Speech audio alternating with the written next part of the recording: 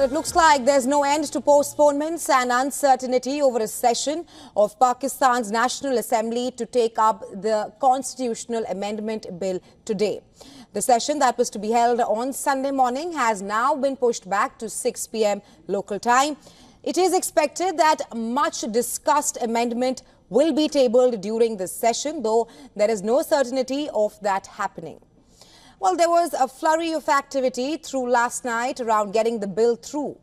Minister and members of the National Assembly from multiple parties held meeting at Parliament well into the night as well.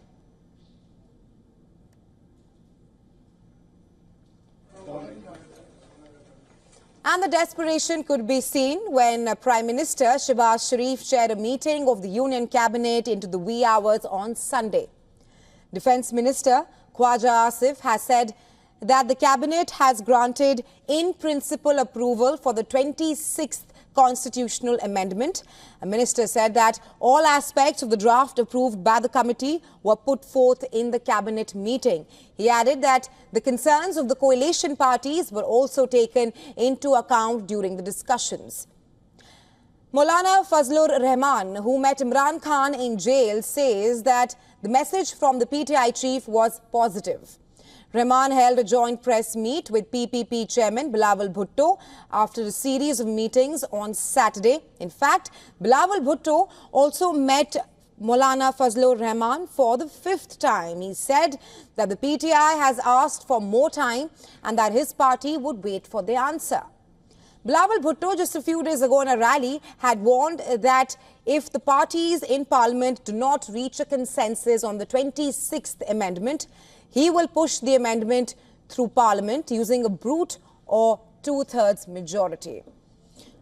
Well, over the days, however, it has boiled down to a numbers game in the Parliament, digging up an old flashpoint between the Shehbaz Sharif government and the opposition party, led by, of course, Imran Khan. Earlier, Khan's party had slammed the proposed reforms, calling them unconstitutional. Pakistan Muslim League Nawaz, Pakistan People's Party and Jamaat Ulema-e-Islam Fazla, all these three parties have agreed on judicial reforms through the proposed constitutional amendments. But the Maulana Fazlur Rahman-led party, JUIF, is still not in favour of some other points in the bill.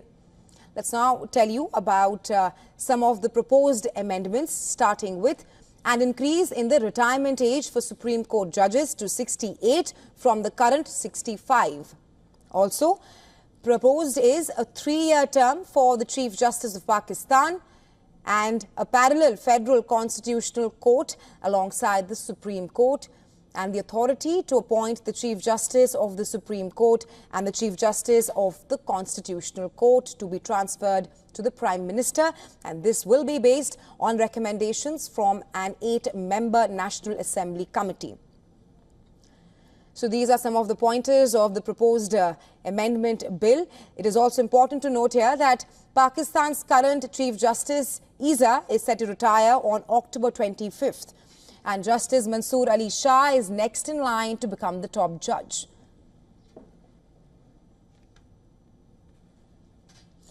And well, for more on this, our Pakistan Bureau Chief Anas Malik has sent us this report from Islamabad. Well, hi, drama at the Pakistani Parliament. It's way past midnight. It's about 2 a.m. and the cabinet meeting went on. The matter has been deferred with regards to the constitutional amendment. The PTI has sought time, and all that happened over midnight or around midnight. A federal cabinet meeting was summoned. The Prime Minister came, the gates were opened, the ministers flooded, but all that went in vain. It is now a matter of much more wait up until to the point that as to what draft will be agreed upon. The ally of the government, Bilawal Bhutto Zardari, says that things are through.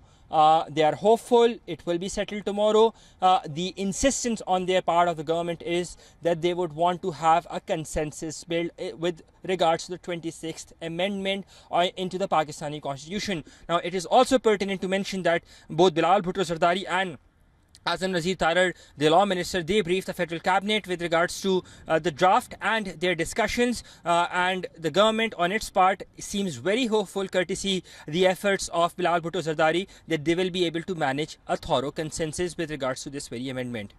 Anas Malik, Islamabad, Pakistan, for WION World is One.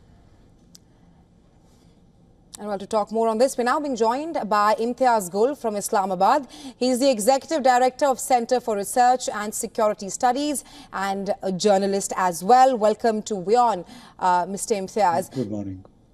The Pakistan government is poised to table the final draft of the proposed constitutional amendment bill today at 6 p.m. And this comes after the Pakistan Prime Minister Shehbaz Sharif chaired a meeting of the Union Cabinet at around 2 a.m. today. The session has perhaps been postponed to 6 p.m. Like even our correspondent said, that the government wants to pass the amendment with a broad consensus. The question here is that what is the desperation within the Shehbaz Sharif government to pass the bill so urgently? And how high are the stakes for the Shehbaz Sharif government? Well, I think they have passed or missed many deadlines as far as the tabling of the amendment is concerned, and somehow both Shehbaz Sharif as well as Bilal Zardari have been extremely desperate, and they were called out by Sardar Akhtar Mengal, one of the leaders from Balochistan, who asked as to who is behind these amendments and why is this rush, why this secrecy about the amendment. So somehow the motives have not been very transparent, and I think you can judge it from the fact that people like Bilal Zardari, whom the Western world, the Indians, fancy a lot, as well as the Sharif brothers, that in fact Bilal Zardari threatened the opposition that the government will use brute majority if it doesn't now agree to the draft being tabled or proposed by the government. So the tone or tenor of Bilal Zardari, of Shehbaz Sharif, of his ministers have been all but democratic. And that's why Maulana Fazlur Rahman, Sardar Akhtar Mengal, and the PTI, of course, which is in fact the largest party in the National Assembly, have been extremely reluctant in agreeing to something which they haven't seen. Now, a number of points that you mentioned, I think, have been dropped already. There is not going to be any constitutional court. There's the age limit for the Chief Justice of the Supreme Court is not being raised to the 68 years. We understand. Nobody, however, has seen the final draft of the resolution of the amendment, and that's why all the opposition parties have joined hands and asked for even more time, including Maulana Fazlur Rahman, to first go through it, ponder its implications, and only then perhaps discuss as to whether the opposition will support it or not. But Imran Khan's party, PTI, has altogether refused. For the way the entire episode, this tragic or sad episode, has been unfolding for many weeks now. Right, Mr. Gul, Imran Khan has rather said that he will take some time to answer on the amendment bill. And like you mentioned, it comes down to the numbers games right now. The Shehbaz Sharif government is 12 votes short to pass the bill. How are things looking like right now? Like you also mentioned that the coalition parties, they are asking for more time, with Maulana Fazlur Rahman's JUIF party also saying that they're not in favor of some points in the proposed amendment bill. Well, I think as far as the numbers, we have to understand any sitting government with total support from the establishment, people who matter, they can basically have their day.